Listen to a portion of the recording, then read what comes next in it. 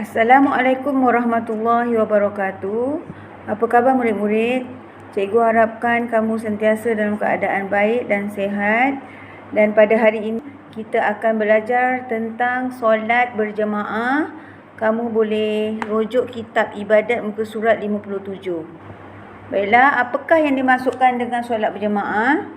Solat berjemaah pada bahasa ialah jemaah tu berasal daripada perkataan Arab jamaah yang bermaksud menyatukan, mengumpulkan ataupun menggabungkan. Jamaah pula bermaksud kelompok ataupun kumpulan ataupun persatuan ataupun ikatan. Manakala pengertian solat berjamaah pada istilah syarak ialah pergantungan solat makmum kepada solat imam. Jadi di sini kita dapat ringkaskan bahawa solat berjamaah itu terdiri daripada seorang imam dan sekurang-kurangnya seorang makmum. Jadi firman Allah Ta'ala, Bismillahirrahmanirrahim, wa idza kunta fihim fa aqamta lahumus salata faltakum ta'ifatum minhum ma'ak. Maksudnya, dan apabila engkau wahai Muhammad berada dalam kalangan mereka semasa perang, lalu engkau mendirikan solat dengan menjadi imam mereka, maka hendaklah sekelompok daripada mereka berdiri mengerjakan solat bersama-samamu. Surah An-Nisa ayat 102. Inilah merupakan dalil solat berjemaah. Baiklah, apakah kelebihan ataupun hikmah solat berjemaah? Yang pertama, melatih orang ramai supaya sentiasa mematuhi ketua. Imam tu adalah ketua. Jadi, nak latih orang ramai ni supaya mematuhi ketua, kerana para makmum wajib mematuhi imam mereka. Yang kedua, nak biasakan dan melatih kaum muslimin supaya hidup berdisiplin. Yang ketiga, nak menimbulkan perasaan sama rata antara umat manusia. Kita ni tak ada beza. Yang membezakan kita ialah amal kita, takwa kita. Okey, yang keempat, membuka peluang untuk berkenal-kenalan antara satu sama lain, iaitu kita panggil mengeratkan silaturahim. Ini adalah 4 hikmah solat berjemaah. Sebenarnya banyak tapi kita ambil 4 ni yang penting yang awak pelajari pada hari ini. Baiklah, seterusnya, lafaz dan niat sebagai imam. Imam tadi berapa? Seorang je, imam yang duduk depan tu. Jadi, apakah lafaz dan niat sebagai imam? Lafaz niatnya senang je. Usalli fardhas subhi rak'ataini adaan imaman lillahi ta'ala. Saja aku solat fardu subuh 2 rakaat tunai sebagai imam kerana Allah Ta'ala. Kalau solat fardu maghrib, tukar je lah. Usalli fardhal maghribi salasa raka'atin adaan imaman lillahi ta'ala. Saja aku solat fardu maghrib 3 rakaat tunai sebagai imam kerana Allah Ta'ala. Bagaimana pula lafaz dan niat sebagai seorang makmum? Makmum tu yang duduk di belakang. Sekurang-kurang makmum berapa tadi? Seorang. Selebihnya lagi baik. Okey. Cuba ikut cikgu baca. Usalli fardhas subhi rak'ataini adaan ma'muman lillahi ta'ala. Kita tambah perkataan ma'muman di hujung ayat.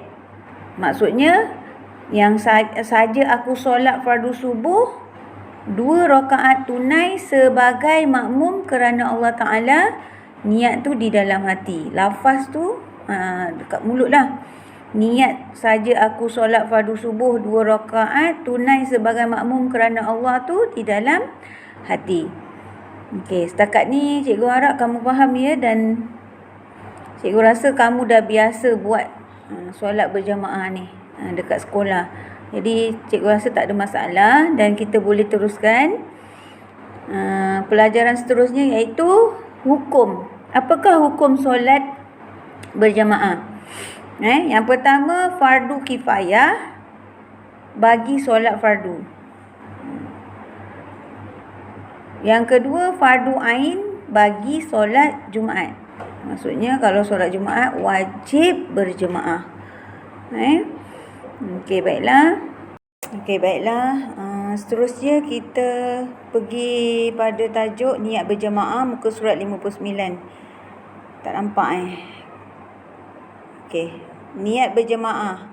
Niat berjemaah, makmum wajib mengikut imam.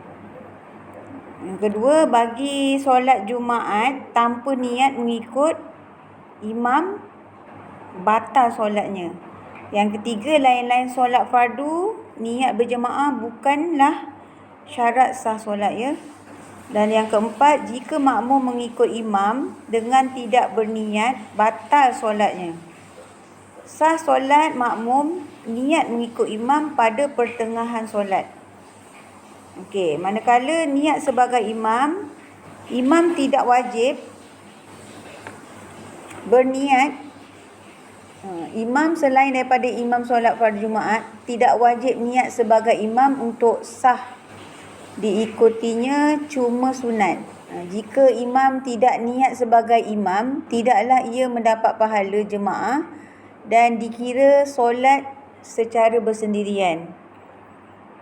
Dan imam meniatkan sebagai imam pada pertengahan solatnya tidaklah makruh. Dia akan memperolehi pahala jemaah ketika dia memulakan niatnya sebagai imam dan perbuatan yang sebelumnya tidak dapat pahala jemaah. Okey, bagi niat sebagai imam dalam solat Jumaat, imam solat Jumaat wajib niat sebagai imam dalam takbiratul ihram. Tidak sah solat jika tidak berniat dalam takbiratul ihram pada solat Jumaat. Itu yang kita kena ingat niat dalam solat berjemaah. Seterusnya kita pergi pada tajuk kelayakan imam. Okey, yang pertama, awak boleh tengok muka surat 60, hamba layak menjadi imam bagi makmum yang merdeka. Yang kedua, kanak-kanak yang mumaiz. Kanak-kanak yang mumaiz ni dapat bezakan mana yang bersih dan kotor dan sebagainya, layak menjadi imam kepada makmum yang baligh. Manakala kanak-kanak yang belum mumaiz tidak sah menjadi imam. Yang ketiga, lelaki layak menjadi imam kepada lelaki, perempuan dan juga hunsa. Yang keempat, perempuan layak menjadi imam kepada perempuan saja. Jadi perempuan tak boleh jadi imam kepada seorang lelaki. Dia hanya layak menjadi imam kepada perempuan saja. Seterusnya,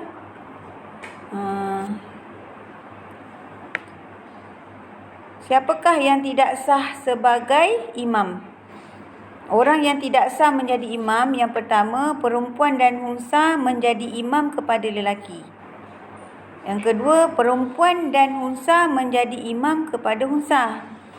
Yang ketiga, orang ummi. Orang ummi ialah orang yang tidak pandai membaca ataupun buta huruf menjadi imam kepada qari. Iaitu qari itu siapa? Orang yang elok bacaan surah Fatihahnya.